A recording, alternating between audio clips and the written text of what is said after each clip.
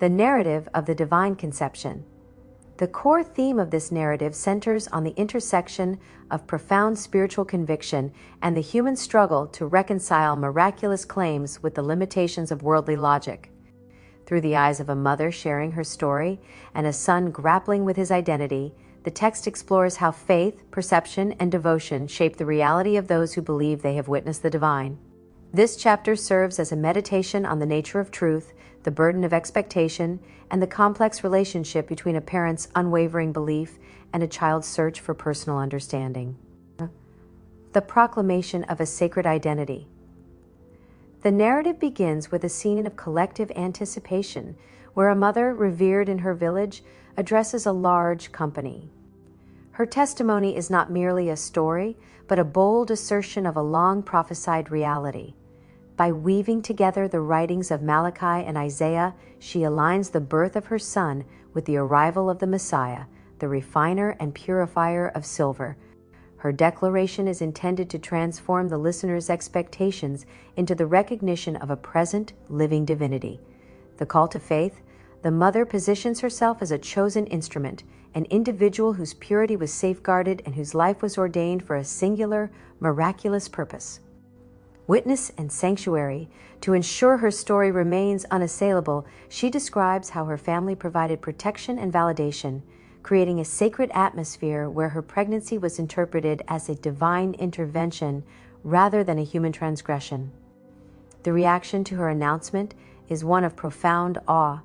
The audience is held captive by the weight of her words, feeling the sanctity of the moment as she reveals that the Son of God is not a distant figure of prophecy, but one currently walking among them.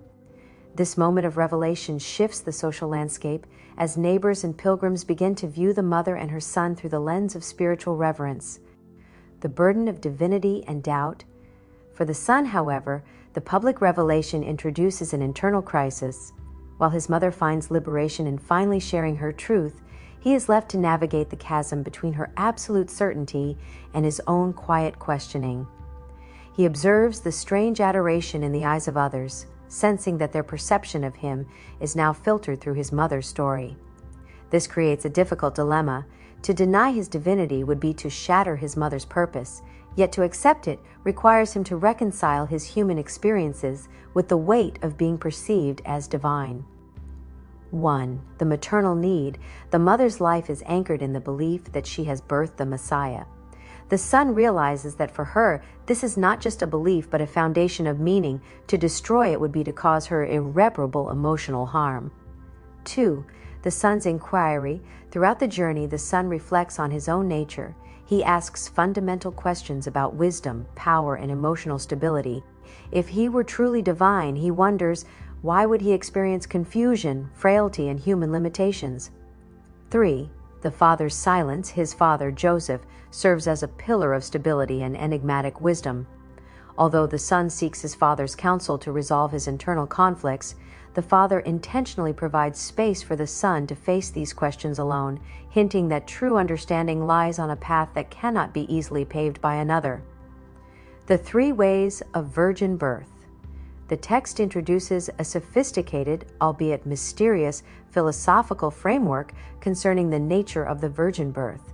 Joseph speaks of 3 ways this miracle could be understood, suggesting that his acceptance of the mother goes beyond simple biological interpretation. He indicates that his devotion is rooted in love and duty, transcending the need for a specific agreement on the how of the miracle. This highlights a critical distinction. Faith in the person may not always require a dogmatic adherence to the mechanism of the manifestation. The power of thought. The narrative describes the conception as a result of thought force, where the highest divine consciousness overshadows the physical form. This mystical explanation moves the birth away from the purely physical and into the realm of spiritual intent. The role of the initiate. The dialogue between the parents reveals that their perspectives are deeply influenced by their training in the initiate way. The mother views the events through a lens of total surrender to divine purpose, while the father respects the journey of inquiry, suggesting that some mysteries are understood through the process of living rather than intellectual agreement. The interplay between the parents is poignant. The mother, driven by her desire for total validation, seeks her husband's affirmation of the son's divinity. The father, while refusing to adopt the specific, rigid label of God in human form, affirms his unwavering love for his wife and his respect for the son's unfolding path. This creates a balanced dynamic where the mother receives the support she needs, while the son is encouraged to seek a deeper, more personal comprehension of his own essence. The aftermath of revelation. As the company travels, the atmosphere remains thick with the after-effects of the mother's speech. The pilgrim's curiosity, the family's changing demeanor, and the son's internal struggle demonstrate how the articulation of a spiritual truth alters the social and psychological environment. The son's interactions with younger siblings, such as Mary Beth, show that while he is viewed by others as a source of peace and beauty, he remains deeply grounded in his own quest for clarity. He does not want to be a symbol.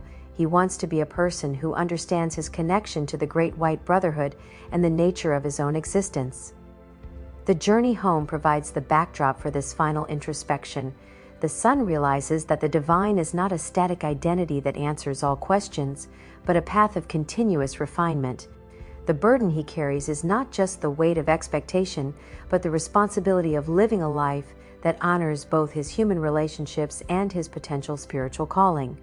In summary, the text provides a nuanced exploration of the human experience in the face of the miraculous. By focusing on the mother's need for narrative, the father's quiet wisdom, and the son's contemplative doubt, it portrays the complexity of living within a story that is both deeply personal and historically monumental. The ultimate takeaway is that the search for divinity is not found in the finality of a label, but in the ongoing, courageous process of asking questions and maintaining integrity in the face of life's profoundest mysteries.